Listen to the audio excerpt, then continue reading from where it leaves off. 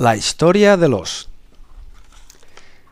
Si en Timothy tenia alguna cosa a fer, l'ós hi anava també.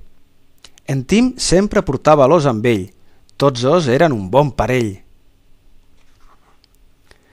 Però l'ós estava molt amoïnat, se sentia brut i esparracat. Amb les potes brutes i el pèl ronyós, es buscaria en Tim un altre os? Mentre l'os dormia ben acotxat al llit, hi va entrar la gata entremaliada i tot jugant, com que era tan petit, el va embolicar entre els llençols i tocava bugada.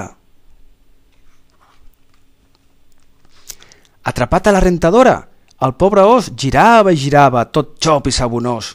«Auxili!» cridava, i la mare no el sentia. O és que potser ningú no el volia?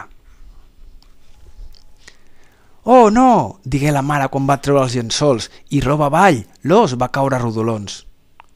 Calat fins al farciment, allò que més l'espantava era que en Tim no el volgués tan mullat com estava.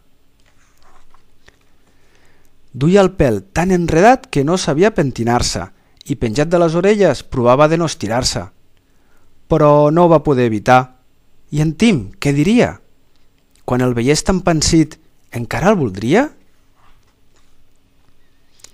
Però amb les costures cosides i ben pentinat, tornava a fer goig, això no es pot negar. Però llavors li va venir al cap un pensament. I si en Tim em vol com abans, i no pas tan lluent?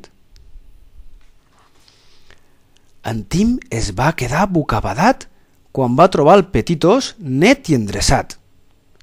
Però tant li feia, potes brutes i pèl esponjós, aquest os moll i suau sempre seria el seu os.